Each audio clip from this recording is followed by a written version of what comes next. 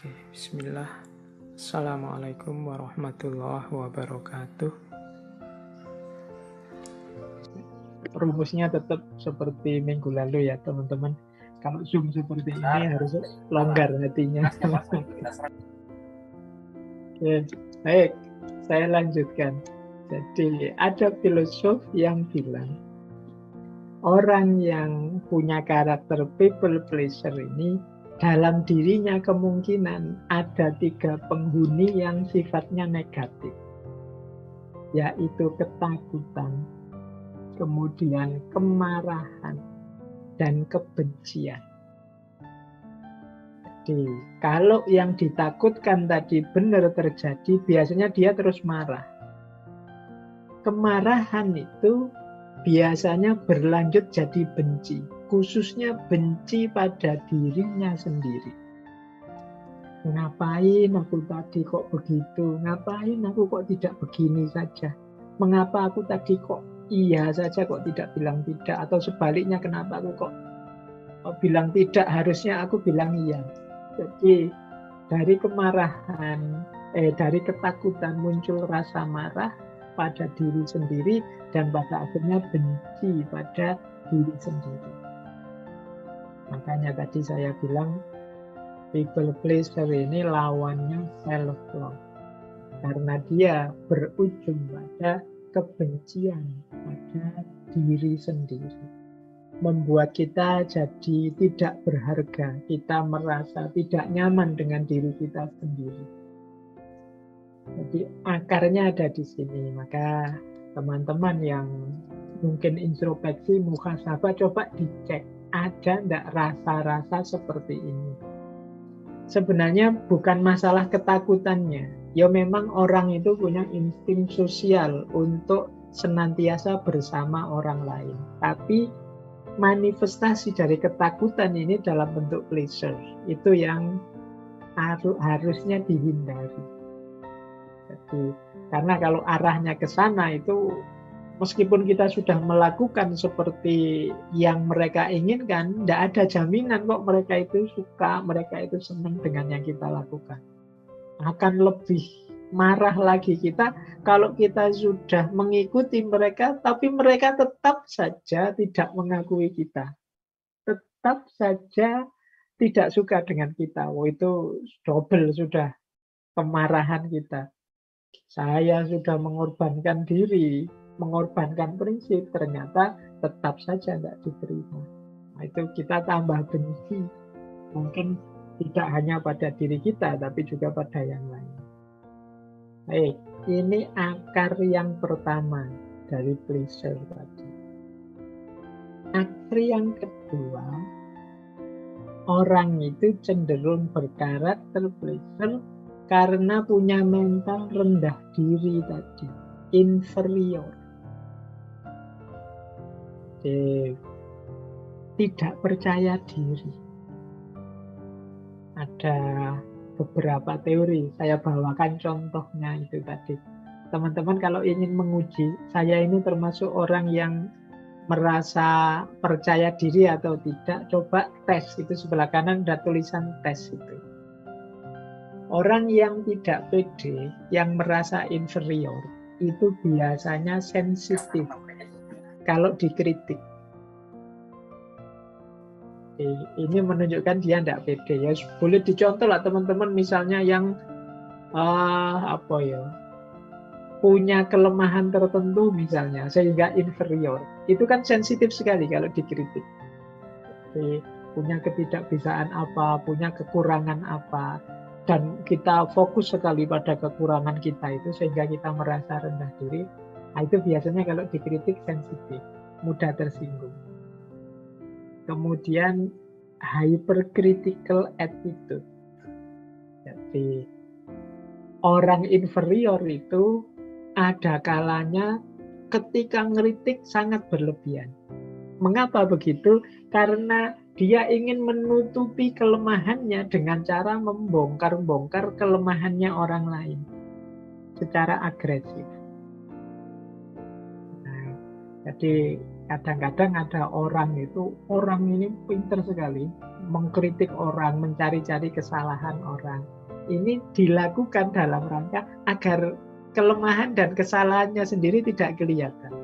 Jadi jangan salah, ada orang agresif sekali mengkritik kiri, mengkritik kanan, kadang-kadang itu malah bukan tanda dia percaya diri, tapi sebenarnya dia inferior. Khawatir kelemahannya terbongkar, khawatir kekurangannya diketahui. Nah, itu hyperkritik. Kemudian inappropriate response to flattery. Nah, kalau dipuji, senengnya luar biasa. Jadi pujian itu bagi dia tanda-tanda bahwa kelemahanku tidak diketahui. Orang ngertinya yang baik-baik saja. Oh, itu kesenangannya double daripada orang yang biasa-biasa saja, yang superior. Ya itu samalah kayak kalau ada mahasiswa nilainya jelek terus, begitu dapat nilai bagus sekali, itu kan dia senangnya luar biasa. Tapi mahasiswa yang nilainya bagus terus, kemudian dapat nilai bagus lagi, itu kan biasa. Nah, kok ada orang dipuji, sebenarnya pujiannya biasa, tapi gembiranya double-double. Jangan-jangan ada unsur inferior sebenarnya dalam dirinya sebelumnya. Nah, kemudian tendensi toward blaming, suka mencela-cela ke sana kemari. Ini sama kayak tadi saya seperti kritik tadi karena ingin menutupi inferioritasnya. Udah bisa tuh, Mas? Oh. Nanti gimana?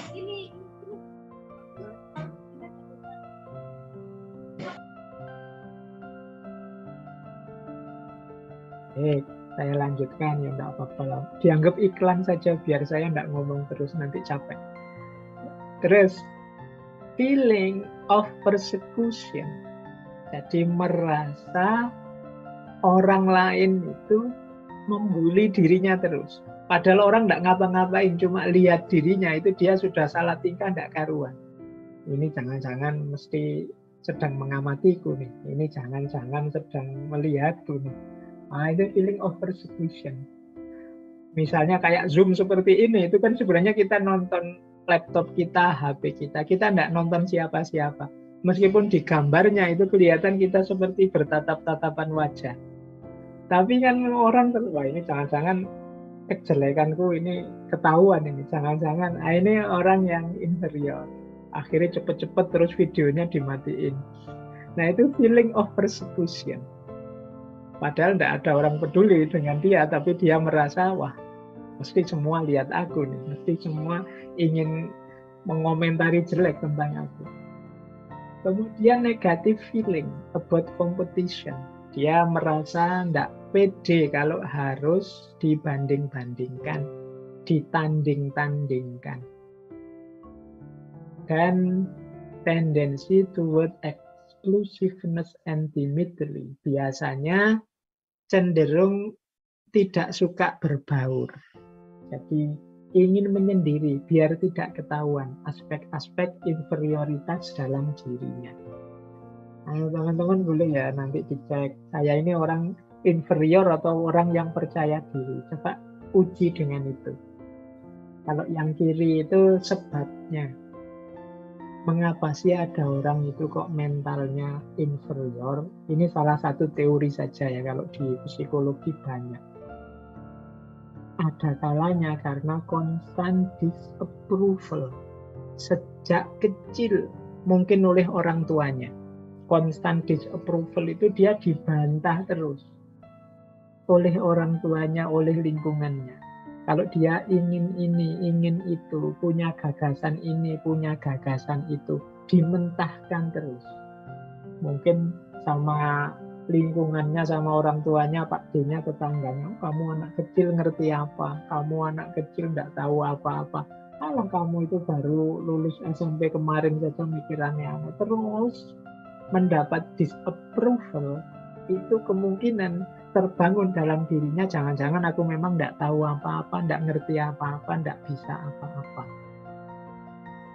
Termasuk constant negative remark. Jadi penilaian negatif yang terus-menerus.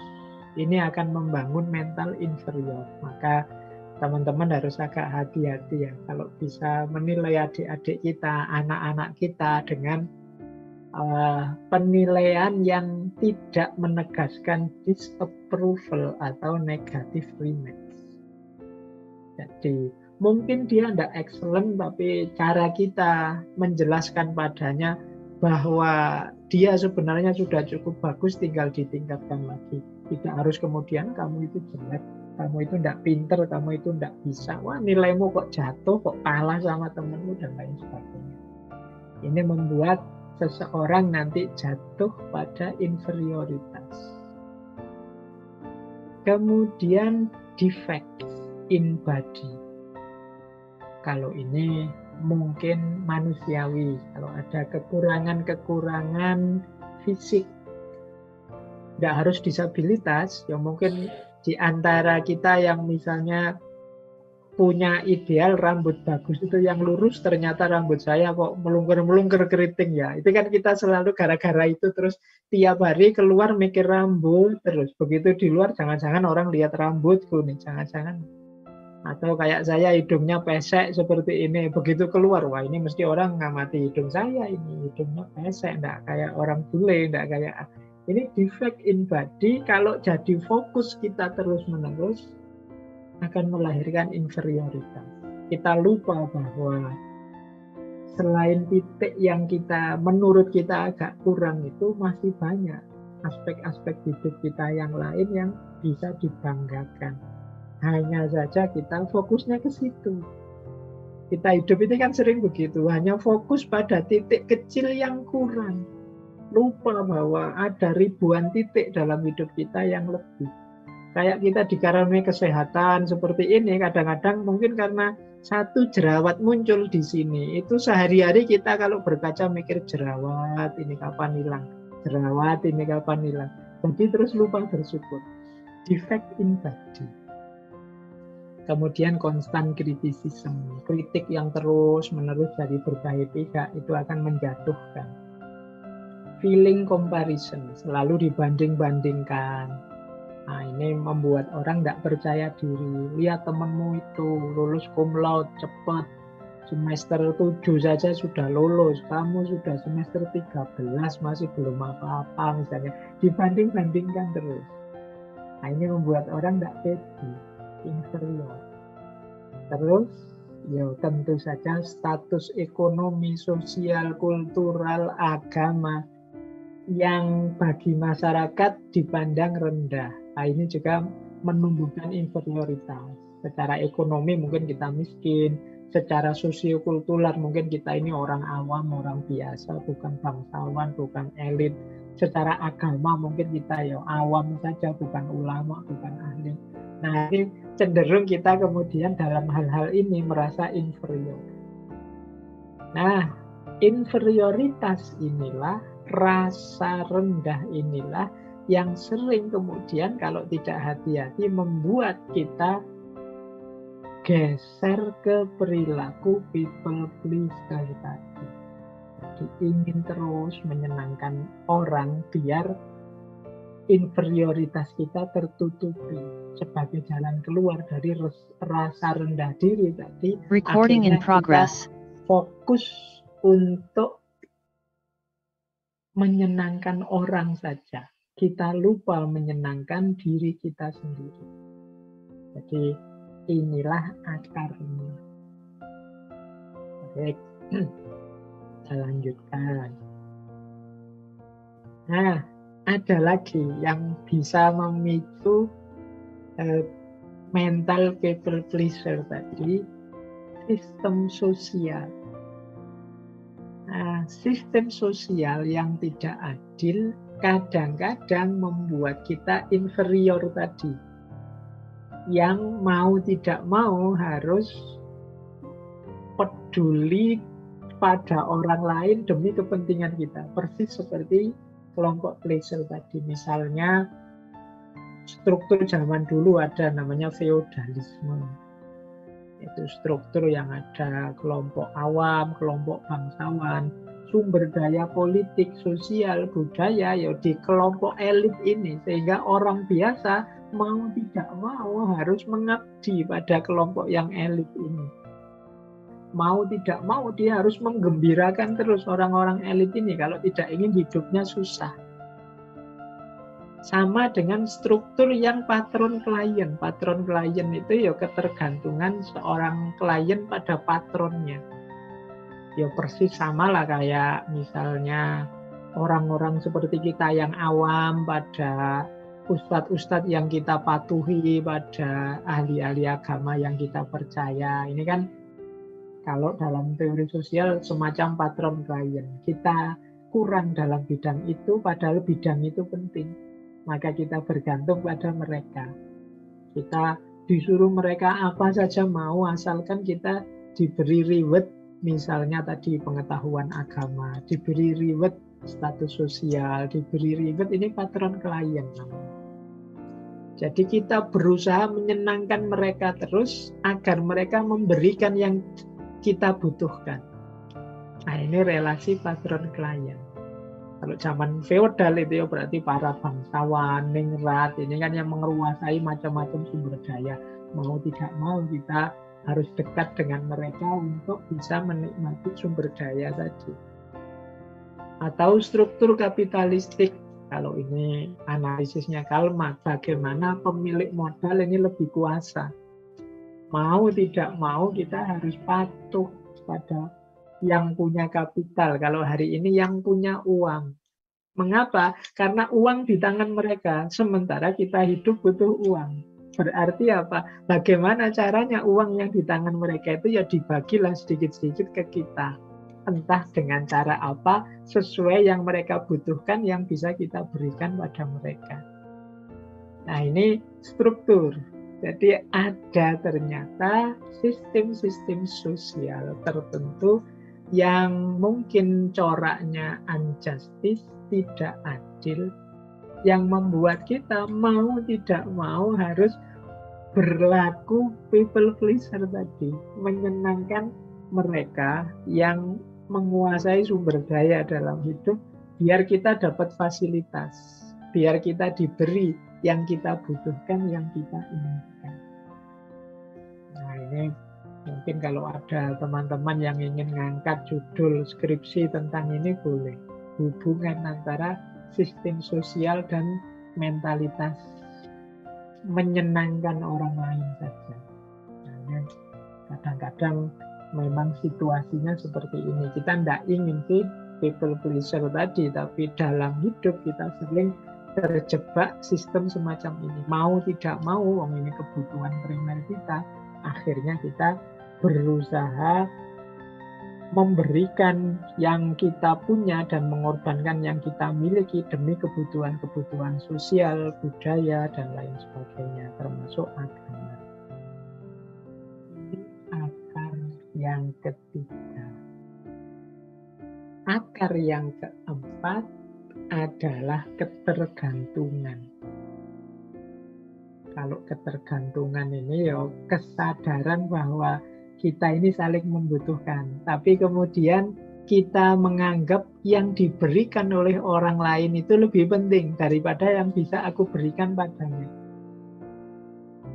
Ya misalnya apa ya, mudahnya kita dengan teman kita misalnya sak kos-kosan berdua dengan teman di kampus yang jauh, teman kita ini punya kendaraan, kalau kita kan tidak punya. Akhirnya tiap kali berangkat ke kampus kita bareng dia. Nah, ya hidup itu memang sosial, tapi kita menganggap dia ini memberikan lebih banyak padaku. Yaitu apa? Tumpangan tiap hari untuk kuliah. Akhirnya apa? Kita merasa aku harus menyenangkan dia terus. Jangan sampai dia tersinggung, jangan sampai dia kecewa padaku, jangan sampai dia marah padaku, karena dia sudah memberikan hal yang penting padaku. Nah, ini kalau bahasa mudahnya ini ketergantungan. Jadi kalau tidak ada dia, wah kuliahku telat terus, ini mesti bahaya, ini aku tidak lulus kalau telat terus bisa. Nah, ini namanya ketergantungan. Kita tidak bisa tanpa dia. Kalau dia tanpa aku mungkin mudah saja, tapi aku tanpa dia berat. Nah, ini yang dia berikan kita anggap lebih penting Akhirnya apa? Wah, kita tidak berani bantah teman kita ini. Kita tidak berani untuk menyinggung perasaannya. Kita merasa wajib menyenangkan dia terus. Kita tidak bisa berpisah dari dia. Kita tidak bisa jauh dari dia. Bahkan mungkin banyak hal yang siap kita korbankan untuk dia. Nah, ini namanya ketergantungan. Ya tidak hanya contoh di kampus tadi, mungkin di kampung, mungkin terhadap siapa saja yang kita merasa dapat banyak hal yang penting sehingga kita, wah, jangan sampai temanku ini, jangan sampai ustadzku ini, jangan sampai tetanggaku ini, jangan sampai dosenku ini tersinggung padaku, marah padaku, tidak enak padaku. Aku harus menggembirakan dia terus. Meskipun mungkin harus mengorbankan hal-hal yang menurutku nyaman, mengorbankan hal-hal yang menurutku enak buatku. Nah, ini namanya ketergantungan. Jadi akar-akar dari bagaimana kita kemudian jadi seorang people pleaser itu ada kalanya ya ketergantungan, sistem sosial, inferioritas, dan ketakutan. Jadi kita cermati ini, mungkin dengan memahami ini kita bisa keluar dari jeratan people pleaser. Lanjut, mungkin ambil nafas sebentar biar dicerna dulu. Kalau makan itu kan dimasuki terus nanti malah muntah, pelan-pelan. Boleh sambil minum-minum dulu. Kalau sudah siap minumnya, cemilannya, sambil selonjoran juga boleh. Nah, kita lanjut. Sekarang, efeknya. Mengapa sih kok konotasi dari people pleaser mentality tadi dikonotasikan negatif? Ya, yang pertama karena memang tidak otentik. Kita sebagai manusia melupakan otentisitas diri kita. Nah, ini secara esensial begitu. Tapi secara fungsional efeknya antara lain yang jelas yang pertama lelah. Lahir dan batin. Hidup itu indah, tapi kalau hidup kita persembahkan untuk orang lain, kita gadaikan, kita berikan hanya demi orang lain saja, kita lupa diri kita sendiri, berarti kerja dan aktivitas kita dalam hidup hanya untuk orang lain, ya pastinya lelah.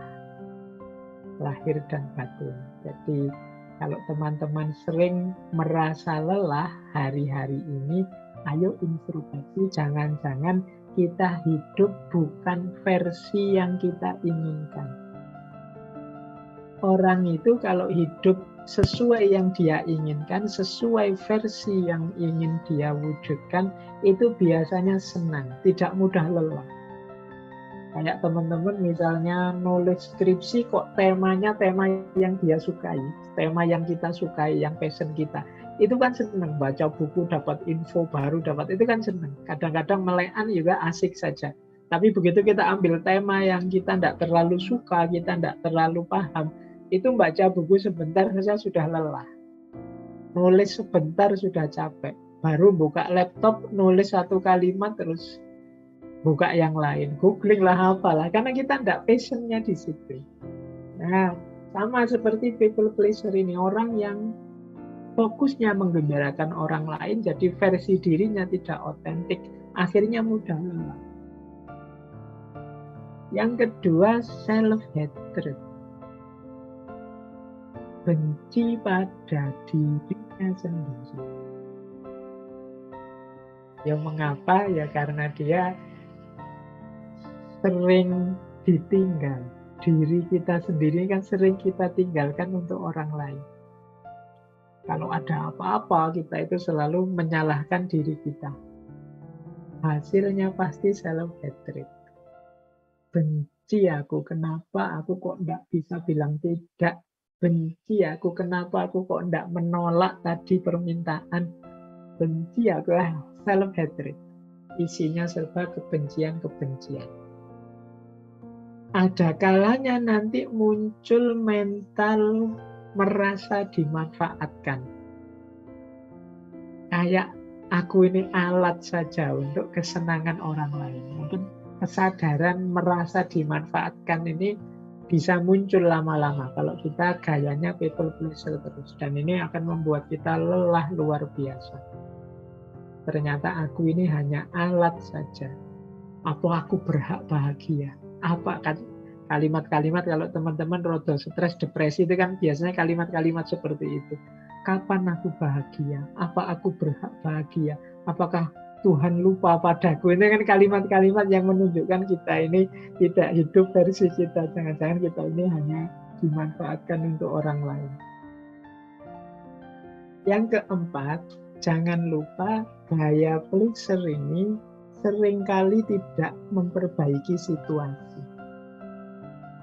Kita yang hanya ingin menyenangkan orang saja, jangan dikira itu nanti hasilnya semuanya senang atau situasinya jadi lebih baik. Bisa jadi yang nomor 5 itu, yang lain akhirnya juga kecewa dengan kita karena kita tidak asli, kita hanya pura-pura.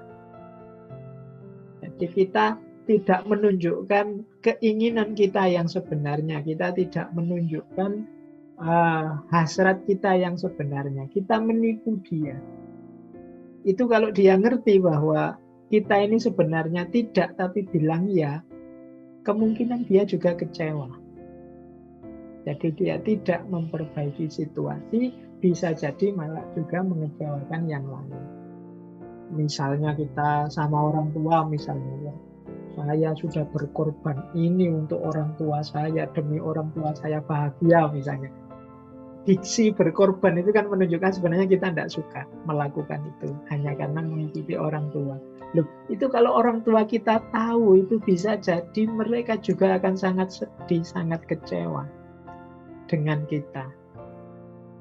Teman kita yang tahu bahwa kita mengorbankan banyak hal untuk dirinya, bisa jadi dia juga akan kecewa. Jadi kita tidak asli, kita tidak sejati. Kita menipu mereka. Kita hanya ingin menyenangkan mereka. Jadi situasi tidak jadi lebih baik, bisa jadi akhirnya semuanya kecewa. Bisa nambah masalah. Jadi alasan-alasan inilah maka tadi pleaser itu sesuatu yang dikonotasikan sebagai negatif. Ya, menghindari ketidaknyamanan sesaat, tapi bisa jadi nanti kita ketemu ketidaknyamanan yang jauh lebih panjang dari kekecewaan yang kita hasilkan sendiri. Baik, kita lanjutkan. Nah, sekarang kita lihat beberapa pendapat dari para filosof tentang people pleaser ini. Yang pertama misalnya dari Paulo Coelho. Kata Coelho, saat engkau berkata iya kepada orang lain, pastikan engkau tidak berkata tidak kepada dirimu. Jadi kalau memang kita ingin menggembirakan orang lain, pastikan itu memang keinginan kita. Bukan karena terpaksa, bukan karena motifnya hanya untuk orang lain saja. Tapi itu memang kebutuhan kita, keinginan kita, kepentingan kita. Jangan sampai keluar bilang iya, di dalam sebenarnya tidak. Ini dalam pergaulan sehari-hari ya seperti ewuh pekewuh tadi atau basa-basi itu kan sering. Padahal harusnya kita bilang iya tapi kita bilang tidak atau sebaliknya. Itu kemungkinan kita akan menyesal sendiri karena menipu diri. Kadang-kadang kan kita misalnya, mari mas sudah makan, itu kan karena tidak enak kita bilang sudah padahal belum. Kita mau jawab belum tidak enak. Ya akhirnya ya kita tidak dapat makan gratis. Mungkin orang yang nawari kita juga kecewa kalau tahu sebenarnya kita itu belum makan, cuma bilang sudah. Jadi kalau memang ya, bilanglah ya. Kalau tidak, bilang tidak. Dilanjutkan oleh Lao Tse. Kata Lao Tse, pedulikan pikiran orang lain dan engkau akan jadi tawanannya mereka. Orang-orang pleaser ini tadi kan yang diincar pandangan orang, pendapat orang, komentar orang.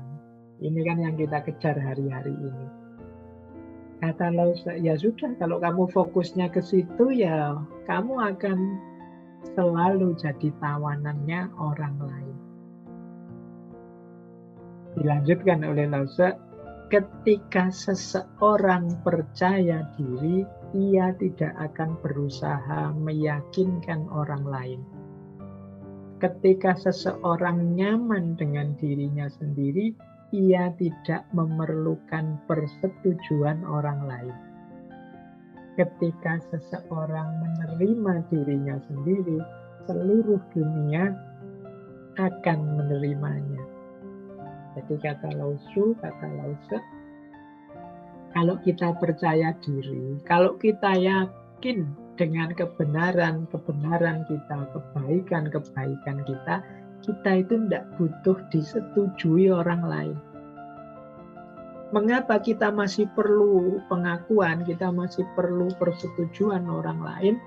Kemungkinan kita masih belum yakin benar dengan kebenaran kita. Kalau kita sudah yakin benar, itu kan kita tidak perlu didukung orang lain. Saya tahu benar kok, kan selesai. Kalau kita masih nunggu orang setuju, kita masih nunggu orang sepakat, kemungkinan kita belum yakin. Kalau sudah percaya ya sudah, tidak butuh lagi kita keyakinan yang dukungan dari orang lain. Kalau kita sudah nyaman, kita juga tidak butuh disetujui orang lain. Saya sukanya ini kok, ya sudah. Orang nganggapnya, wah anak muda kok begitu, anak muda, saya nyamannya ini. Jadi tidak butuh disetujui orang lain. Kita gelisah dengan komentar orang, tidak disetujui orang, itu karena mungkin kita belum mantap, belum yakin dengan diri kita sendiri. Dan kalau kita bisa menerima diri kita apa adanya, kata Lao Tse, seluruh dunia akan menerima kita. Sebaliknya, wong kita sendiri tidak menerima diri kita, bagaimana yang lain bisa menerima? Kalau kita tidak terima diri kita, kan kita menampilkan versi yang berbeda. Ya, diri kita yang sejati hilang, tidak mungkin orang tahu. Jadi mengikuti Lao Tse, teman-teman, ya jalan untuk agar tidak jatuh pada pleaser tadi. Yuk, tentang hal-hal yang kita sudah mantap, yakin, benar percaya, jangan terlalu gelisah. Saya yakin kok ini benar Pak, ya biar saja teman-teman melakukan apa, berkomentar apa, menurut saya yang baik ya seperti ini. Nah ini gayanya Lao Tse. Boleh disambungkan dengan pandangannya Aesop. Aesop ini filosof era Helenisme Yunani yang terkenal sekali dengan karyanya dalam bentuk fabel, cerita-cerita binatang. Dia punya kalimat, kalau engkau mencoba menyenangkan semua orang, sebenarnya engkau tidak menyenangkan siapapun. Saya ingin menggembirakan semua orang, itu jatuhnya kamu tidak menggembirakan siapapun. Jadi, kenapa? Tidak mungkin kamu bisa menggembirakan semua orang itu. Tidak mungkin kita bisa disetujui semua orang. Akan selalu ada orang yang tidak sesuai dengan yang kita lakukan, tidak cocok, tidak setuju dengan yang kita jalankan. Jadi kalau kita mencoba menyenangkan semua orang, jatuhnya adalah tidak ada satupun orang yang kita senangkan. Karena hidup ini dinamis. Jadi jangan bercita-cita memuaskan semua orang. Kalian tidak akan jalan nanti. Begitu kalian putuskan, saya melakukan ini Pak, ini menyenangkan semua orang. Terus pasti ketemu, ternyata kelompok ini tidak suka. Kalau begitu saya memutuskan yang ini saja, kelompok ini tadi suka. Tapi gantian, yang ini yang tidak suka. Dan kita tidak akan menyenangkan siapapun pada akhirnya. Kalau misi kita adalah menyenangkan semua orang. Makanya Aristoteles memutuskan kalau tidak mau dikomentari, tidak mau dikritik, kalau kita sangat peduli dengan komentarnya orang, ya sudah.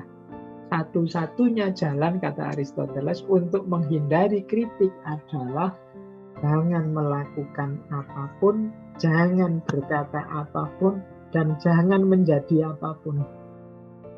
Jadi kalau kita hidup dengan standar komentarnya orang, karena pasti kita akan ketemu komentar pahit, komentar orang tidak suka, komentar orang tidak nyaman, meskipun juga pasti ada orang yang suka, orang yang nyaman dengan kita.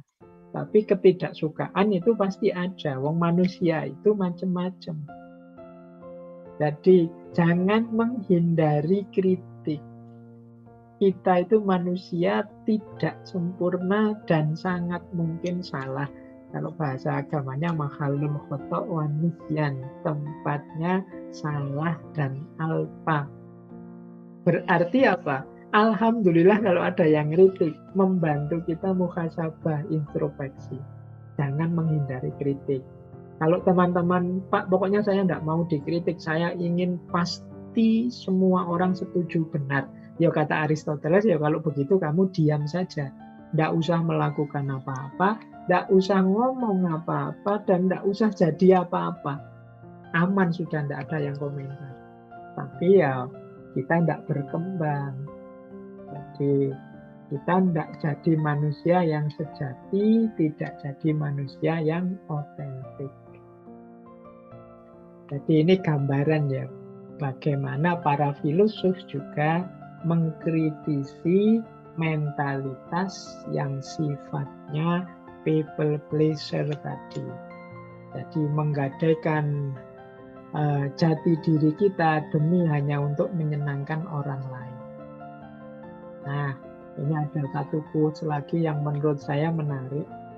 Berkata iya untuk sesuatu yang tidak ingin engkau lakukan, itu sebenarnya bukan menyenangkan orang lain, tapi sekedar menghindar dari rasa tidak nyaman yang datang saat berkata tidak. Jadi kalau teman-teman merasa sungkan, Pak, mau bantah, mau bilang tidak, akhirnya kita iyakan saja apapun, itu sebenarnya tidak menyenangkan orang lain, tapi sekedar menghindari rasa tidak enak kita saja. Jangan dikira itu kepentingan kesenangannya orang lain, tapi kepentingan egois kita agar tidak merasa tidak nyaman. Nah, ini beberapa quotes-quotes filosofi tentang people pleaser. Bagaimana kita jangan sampai jadi orang yang tidak punya jati diri, tenggelam saja menjalani hidup dalam rangka menghidupkan prinsip-prinsip orang lain biar orang lain senang. Nah, masih ada waktu 30-an menit. Kita sekarang masuk ke strategi-strategi kita. Gimana biar kita tidak jatuh pada aspek-aspek people pleaser tadi. Yang pertama, pastinya kita harus self-respect. Self-respect itu menghargai diri kita, apapun itu adanya. Jadi, apapun situasinya kita hargai. Allah itu menganugerahkan kita segala keistimewaan, segala kekhususan yang istimewa yang tidak dimiliki oleh semua makhluk yang lain. Bahkan siapapun kita, termasuk kalau kita merasa, Pak saya ini apa sih, Pak saya ini bukan siapa-siapa, bukan apa-apa. Enggak, kita semua ini siapa-siapa dan apa-apa. Kalau teman-teman merasa secara sesungguhnya kita bukan apa-apa, bukan siapa-siapa, ini kemungkinan teman-teman menyembunyikan anugerah-anugerah yang diberikan oleh Allah atau tidak ngaku bahwa kita ini sudah diberi aneka ragam nikmat oleh Allah. Hadirnya kita di muka bumi ini sebagai manusia yang berkesadaran itu saja sudah anugerah yang luar biasa, yang tidak diberikan pada semua makhluk yang lain. Jadi yang pertama penting self-respect, menghargai diri. Kalau sudah begitu, ayo membangun self-esteem. Self-esteem itu kebanggaan diri, bahwa aku ini sesuatu, bahwa aku ini punya kelebihan-kelebihan. Mungkin aku tidak bisa ini, tidak bisa itu, tapi aku masih punya ini dan punya itu. Itu namanya self-esteem, bangga dengan diri kita. Kalau sudah sampai pada titik self-esteem, kemungkinan akan lahir dengan sendirinya self-confidence, percaya diri. Bahwa aku bisa kok, aku mampu kok, aku ini punya kok. Aku juga bukan orang sembarangan, tidak ada orang itu yang sembarangan. Setiap orang istimewa khusus. Nah ini rasa percaya diri. Nanti akan jadi kunci ke belakang. Kalau kita sudah bisa percaya diri, selanjutnya adalah self-assertion. Self-assertion itu penegasan diri. Maksudnya apa? Kita ikuti pandangan kita, keinginan kita. Kita akui apa yang kita suka, apa yang kita tidak suka. Ini namanya self-assertion. Kalau kita setuju, ya bilang setuju. Kalau kita merasa tidak nyaman, kita bilang saya tidak nyaman dengan itu. Saya senang dengan itu. Saya tidak suka dengan yang seperti itu. Nah, ini namanya self-assertion. Tidak karena khawatir orang lain marah, ingin orang lain senang. Akhirnya kita harusnya tidak suka, bilang suka. Atau sebaliknya. Nah, ini berarti kita tidak mampu self-assertion. Kalau sudah bisa self-assertion, saatnya kita bangun diri kita untuk mampu self-reliance.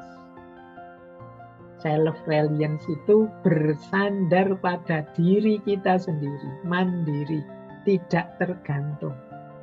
Nah, kalau ini butuh proses, butuh usaha. Jadi self-reliance itu berarti ya sudah, kalau demi kebenaran, kebaikan, prinsip-prinsip yang saya yakini, kemudian orang tidak suka dengan saya atau meninggalkan saya, ya tidak masalah. Aku bisa kok mengandalkan diriku sendiri. Nah, ini namanya self-reliance. Jadi kemandirian kita akan membantu kita untuk tidak punya pleasure attitude, tidak punya mental yang hanya asal orang lain senang, asal bapak senang, atau yes man.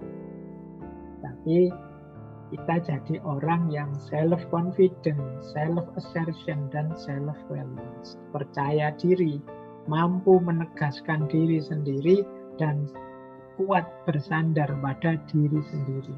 Tidak tergantung pada orang lain. Kalau orang lain mau bergantung pada kita, monggo, kita bisa memberikan kebahagiaan, kegembiraan pada mereka. Tapi kalau mereka tidak suka, tidak setuju dengan prinsip-prinsip kita, ya silahkan. Ini namanya self-reliance. Jadi ini prinsip-prinsip ya, kalau saya baca cepat seperti ini rasanya mudah ya. Self-respect, self-esteem, self-confidence, self-assertion, self-reliance. Tapi ini menghidupkannya ya pelan-pelan, setahap demi setahap. Paling tidak semoga teman-teman sudah mampulah kalau sekedar self-respect dan self-esteem. Untuk self-esteem ini tinggal dicari keistimewaan-keistimewaan kita. Biar teman-teman tidak merasa saya itu isinya kekurangan semua kok Pak. Saya tidak ada lebihnya. Pasti ada. Bahkan kesehatan yang selama ini kita enyam itu ya kebanggaan tersendiri. Banyak orang yang sakit misalnya. Bahkan semangat kita untuk belajar malam hari ini misalnya, mau ikut ngaji, itu kan juga kelebihan. Banyak orang yang sudah tidak mau belajar lagi, merasa dia sudah pasti benar. Oh, berarti alhamdulillah Pak ya, saya ini masih mau belajar. Oh, itu kan sebentuk kebanggaan. Ternyata saya juga ada baiknya. Nah, ini membangun self-esteem. Kalau sudah begitu bisa self-confident, percaya diri.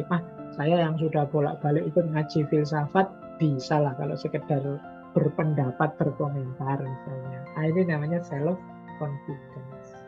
Alhamdulillah kalau bisa lanjut self-assertion dan self-reliance. Tapi untuk dua ini ya memang butuh proses. Jadi ini tahap-tahap ketika kita ingin melawan attitude pleaser.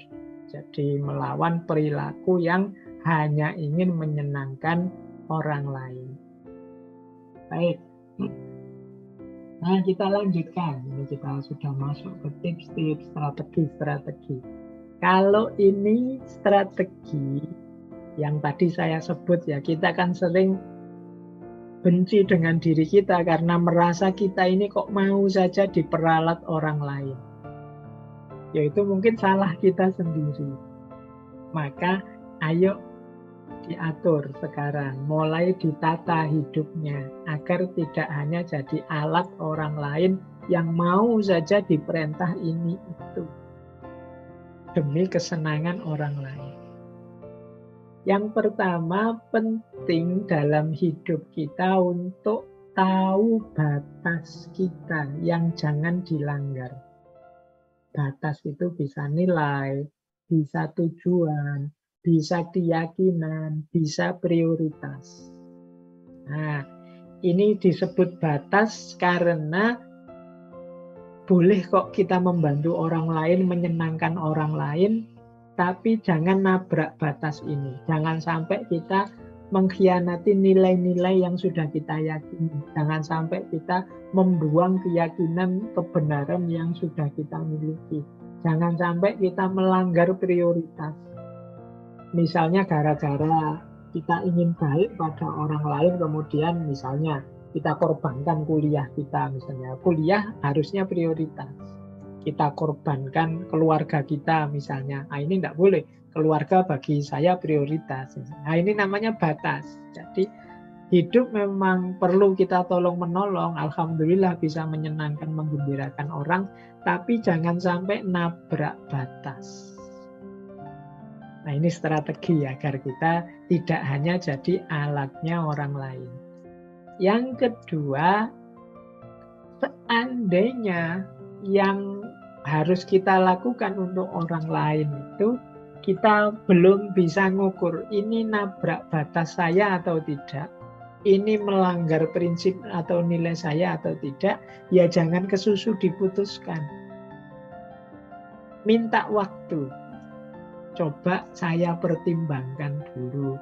Jadi kalau ada teman misalnya minta kita melakukan sesuatu, menyuruh kita agar melakukan, memenuhi kebutuhannya, menggembirakan dia dan lain sebagainya, ya kalau kita tidak yakin benar bahwa ini melanggar batas, melanggar prioritas dan lain sebagainya, ya minta waktu deh. Coba saya pikir dulu, saya pertimbangkan dulu permintaan.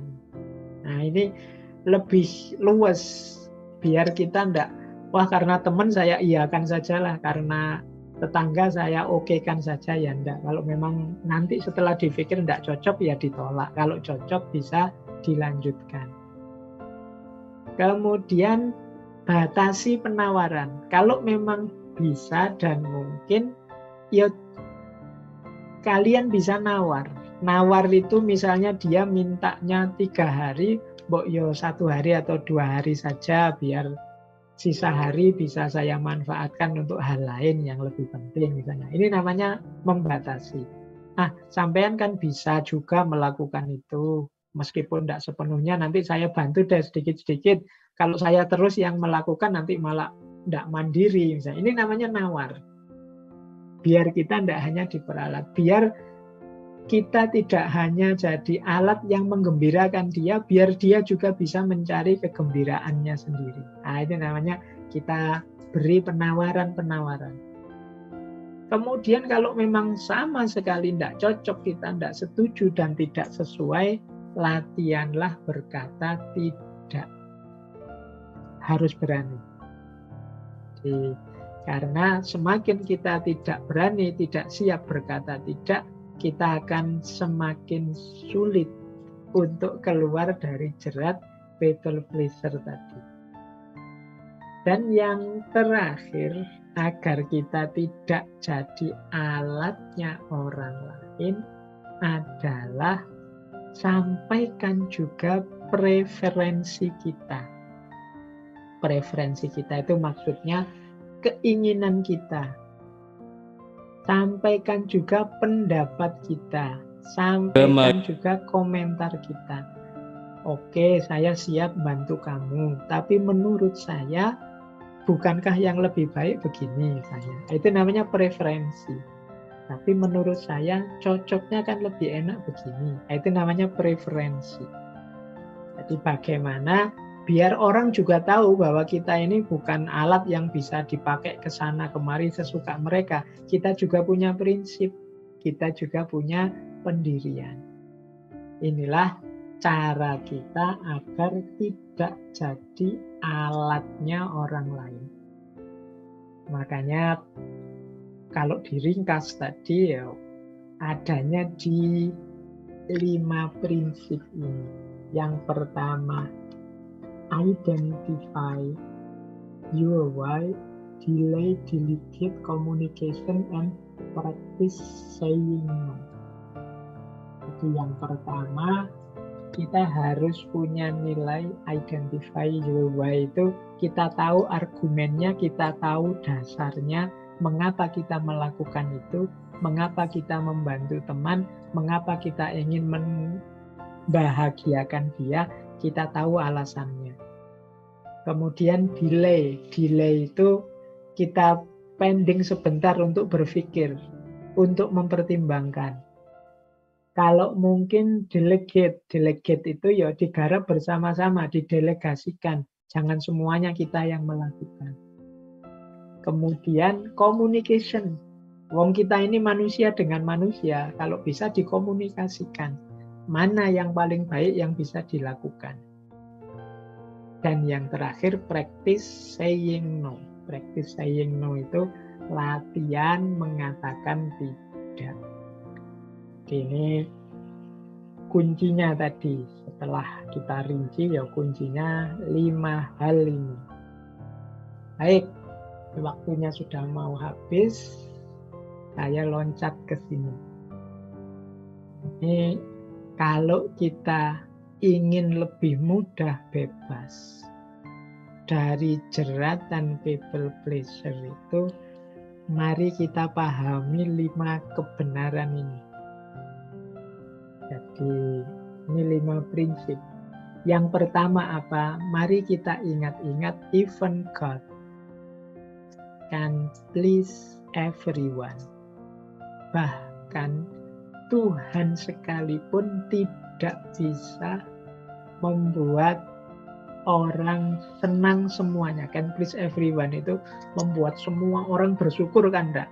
Banyak orang yang masih mengeluh, banyak orang yang masih sambat terus hidupnya. Sebanyak apapun rahmat Allah diberikan. Jadi prinsip pertama ini mungkin menyadarkan kita bahwa semangat kita, upaya kita untuk membahagiakan semua orang, itu kalau kita salah membaca, pasti nanti akhirnya jadi kecewa. Karena sulit kita membahagiakan semua orang. Bahkan rahmat Tuhan yang sebesar itu, anugerah Tuhan yang sebesar itu pada semua orang, itu pun tidak semua orang bersyukur, tidak semua orang merasa senang. Masih sangat banyak orang yang mengeluh dalam hidup ini. Jadi tidak masalah kalau kita tidak mampu menyenangkan, membahagiakan semua orang. Yang kedua, I don't need anyone approval to be happy. Aku tidak membutuhkan persetujuan siapapun untuk bahagia. Jadi jangan sampai kita menggantungkan kebahagiaan kita pada persetujuan orang lain. Kalau dia gembira, baru aku bahagia. Kalau dia memuji aku, baru aku bahagia. Kalau dia mau berteman denganku terus, baru aku bahagia. Kalau kita memakai syarat-syarat seperti ini, kita akan sulit bahagia. Padahal bahagia itu bisa saat ini juga, sekarang juga. Ada sangat banyak alasan untuk kita berbahagia. Tapi seringkali kita malah mencari-cari alasan, mencari-cari syarat untuk bahagia. Yaitu bahasa saya tadi ya, kesalahan kita membaca. Jadi kita menganggap bahagia itu syaratnya ini itu. Bahagia itu syaratnya kita mau bahagia sekarang, kita bahagia. Ini yang kedua. Yang ketiga, mari kita ingat-ingat what seems so important is only temporary. Apa yang kelihatannya sangat penting itu sifatnya hanya sementara. Jadi dalam hidup ini kan kita pedomannya kan, ini penting loh saya lakukan makanya, ini penting loh saya jalankan makanya. Ingat-ingatlah apa yang kita anggap penting itu selalu sifatnya sementara. Bisa saja yang hari ini sangat penting, besok tidak penting lagi. Bahkan yang kita anggap, wah ini harus ini. Kalau yang tidak begini tercela, yang ini mesti terpuji. Bisa jadi tidak. Dulu misalnya zaman sebelum pandemi misalnya, kita itu kalau sholat jamaah tidak rapat, itu dimarah-marahi sama imamnya. Karena tidak utama, jamaah itu ya lurus rapat. Nah, ini kan seolah-olah ini mutlak, harus selalu begini. Tapi begitu datang pandemi kemarin, malah disuruh jarang. Jamaah harus mengambil jarak, jangan terlalu rapat. Loh ini kan prinsip yang kemarin sangat penting, sangat utama, bisa berubah drastis. What seems so important is only temporary. Apapun itu, selama masih bersentuhan dengan dunia ini. Maka teman-teman jangan dihabiskan semua energinya untuk sesuatu yang kita anggap penting hari ini. Ya termasuk dalam hal people pleaser tadi. Nah yang keempat, ini menarik, lain waktu akan kita bahas. Sebenarnya bagi kita ada yang lebih penting untuk disenangkan. Disenangkan itu kan dicari ridhonya.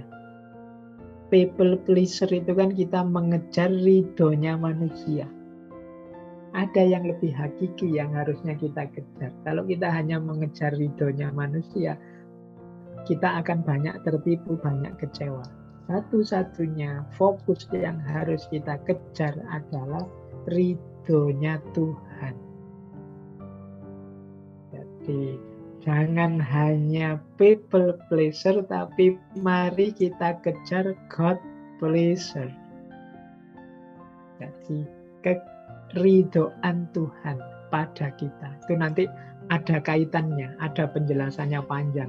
Mungkin di sesi yang lain kita bahas seperti apa God pleasure, mencari, mengejar ridhonya Allah, ridhonya Tuhan itu. Dan secara esensial, efek ketika kita mengejar ridhonya Tuhan itu pasti juga melewati kegembiraan, kebahagiaan, keridhoan sesama. Nah ini prinsip yang keempat. Jadi biar kita tidak terpaku terus ingin mengejar pujian dan kesenangan orang atas kita, mari kita geser orientasi ke Tuhan. Nah yang terakhir, kebenaran yang mungkin akan membuat kita terbebaskan adalah God saved me to be me, not someone else. Tuhan menciptakan kita dengan segala karakter dan keunikan kita, ya biar kita menjadi diri kita, bukan menjadi orang lain. Kalau kita punya karakter people pleaser tadi, itu kan kita mengikuti karakternya orang lain. Seperti saya jelaskan di depan tadi, manusia yang tenggelam dalam kerumunan, tidak otentik jadi diri kita sendiri. Padahal Allah menciptakan manusia secara berbeda-beda dengan karakternya masing-masing. Itu ya tentunya untuk hidup dengan itu, sebagaimana God saved me, Tuhan membentukku.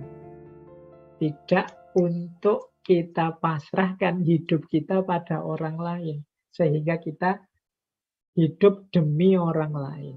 Kita hidupnya tentu saja harusnya ya sesuai dengan keridhaan keinginan Tuhan. Berarti sesuai dengan bentuk karakter yang diwujudkan oleh Tuhan dalam diri kita. Nah, inilah 5 kebenaran yang kalau ada waktu teman-teman silahkan direnungi, karena ini mungkin bisa membebaskan kita dari jeratan-jeratan people pleaser. Baik, kalau ini mungkin sesi malam hari ini kita tutup dengan quote ini, quote dari Dr. Seuss. Dr. Seuss itu penulis kartunis dari Amerika. Kata dia, "You have brain in your head. You have feet in your shoes.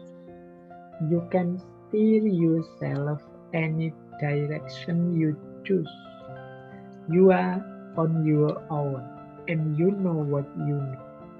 And you are the one who will decide where to go." Kalian masing-masing itu punya otak sendiri-sendiri di kepala, punya kaki sendiri-sendiri di sepatu kalian. Kalian bisa mengarahkan hidupmu kemanapun kalian mau. Kalian itu mau jadi orang baik ya bisa, mau jadi orang jelek ya bisa. You are on your own. Kalian adalah penguasa nasib kalian sendiri. Kalian tahu apa yang sudah kalian tahu. Dan kalianlah harusnya yang satu-satunya menentukan kemana kalian harus pergi, apa yang bisa kalian lakukan dan akan kalian lakukan. Ini menegaskan bagi kita bahwa yuk kita ini sendiri-sendiri, punya kualitas kualifikasi sendiri-sendiri. Mari memilih, menentukan hidup kita masing-masing. Kalau dalam agama, dalam Al-Quran ada ayat wala taziru wazirotun wizro ukhro. Jadi setiap orang membawa bebannya sendiri-sendiri. Jadi kita nanti oleh Allah dihisab ya sendiri-sendiri. Dihitung amal baik kita sendiri-sendiri. Maka mari kita putuskan sendiri hidup kita. Baik, saya akhiri sekian. Kurang lebihnya mohon maaf. Wallahul muwafiq. Wallahu a'lam bishawab. Wassalamualaikum warahmatullahi wabarakatuh.